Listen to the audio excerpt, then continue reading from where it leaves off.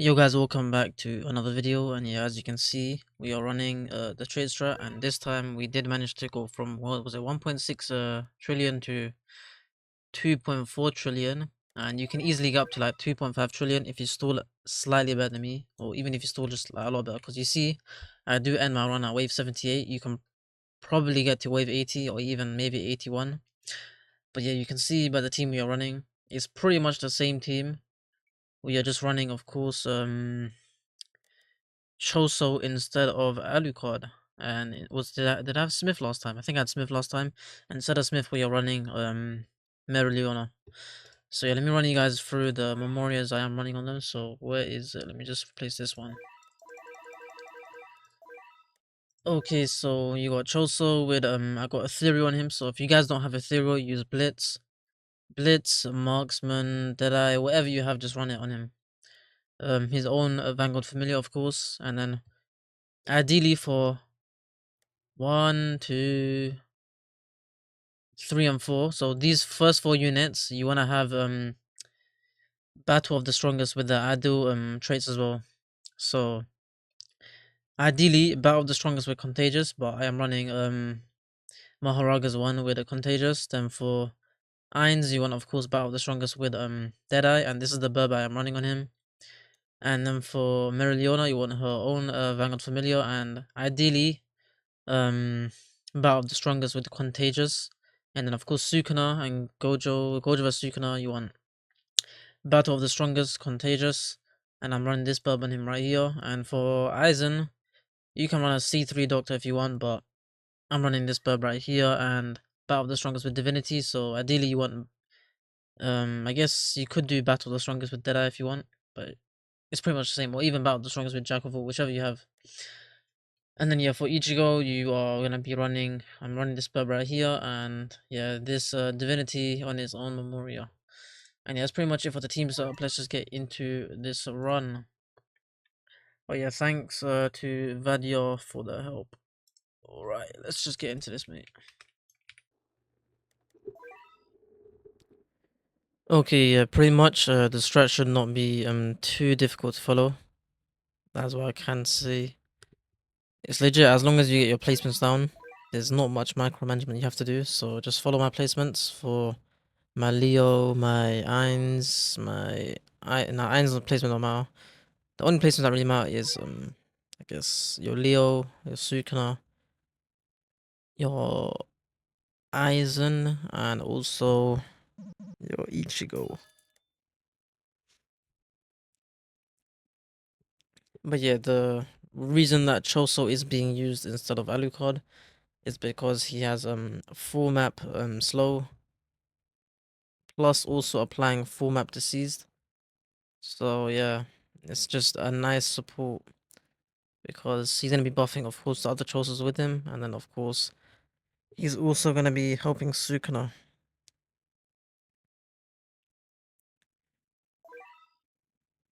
So we're gonna get our Chosos placed down right here.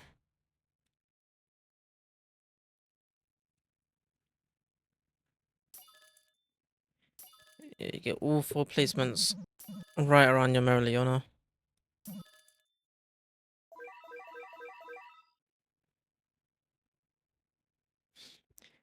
And yeah, for now you don't really have to put any upgrades into your Sukuna, but yeah, you can show.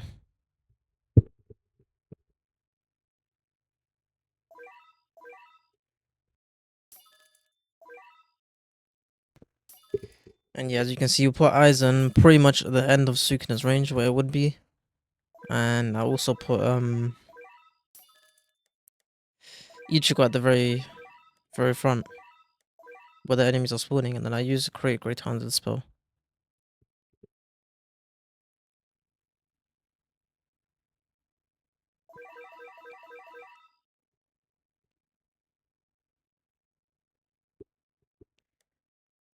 And you're not going to be upgrading your Merilion at all until later on. You have to make sure you use the ability though. If you guys haven't used it, you guys need to use it as soon as you place her.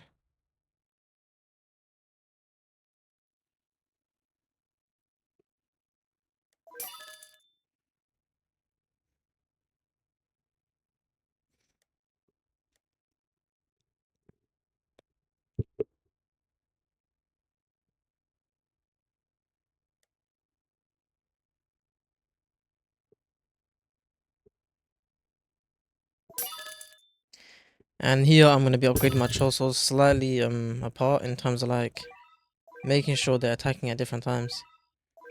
And you're autoing the abilities as well. That way, because they're gonna be applying a lot of bleed stacks to enemies, in most cases they will auto fill that again. And of course use it when they can. And realistically they should really have a full map application or with 100% uptime when they're slow.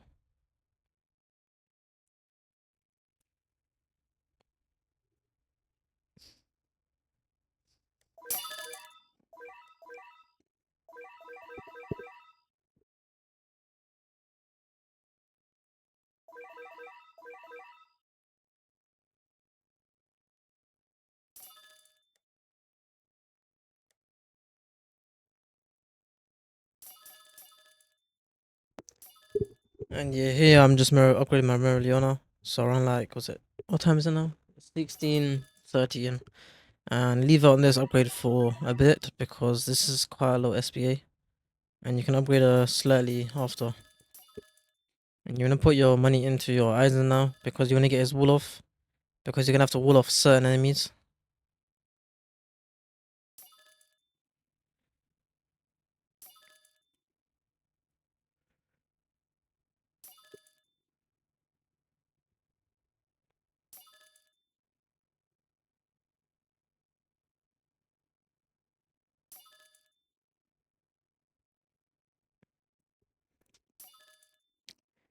And yeah, all your units should be maxed, the ones that you need to max. And then I'll wall off right here when I see a large chunk of overshielded enemies.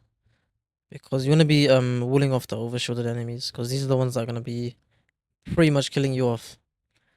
And yeah, from here you can auto upgrade your irons as well.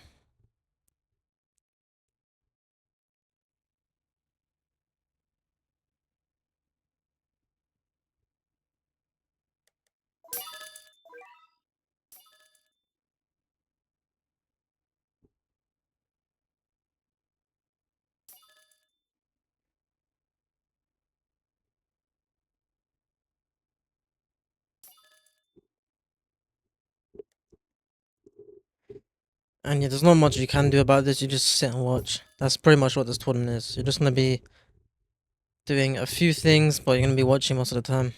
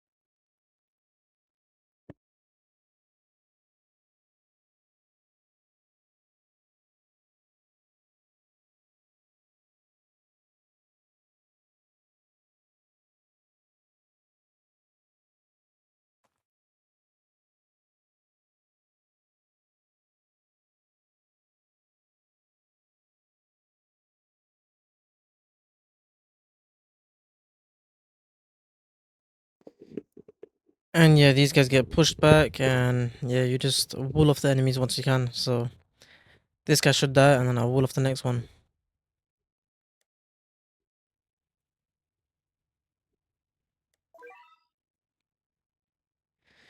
And yeah, by doing this, we're able to get one more 5-second rewind, which of course helps us a lot.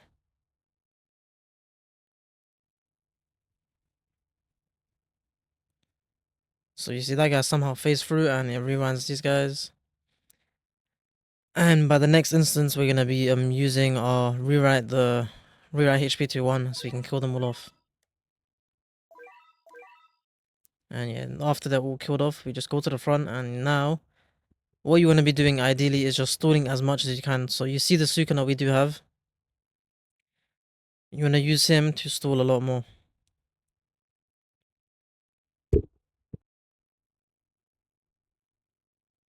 Because Sukuna applies stun on a bleeding enemy, and of course he also has his repulse. So these guys, the ones that do get quite far, you want to be like this guy right here. You sell your Sukuna and just follow him as much as you can. Because each gonna pull these guys back anyways, and eventually you're gonna Ainz nuke them anyway. So you're not gonna really gain. You're not gonna gain extra damage from this point. So you're gonna keep stalling this guy as much as you can. When you get the repulse, you just repulse. He will repulse him. So get the stuns as much as you can, and just keep doing this placement thing. And yeah, when he's about to get placed to the front, you just move your Sukuna back to the front in the same exact spot. So I sold him, and I'm gonna move him right here.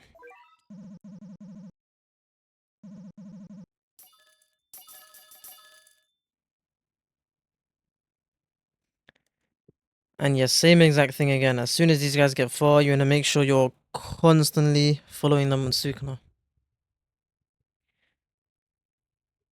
You only leave Sukuna at the front after you use the Ainz nuke, because at that point you don't need to follow these guys anymore. And for the wave 60 bosses Naruto right here, you're gonna stall him as much as you can with Aizen's wall.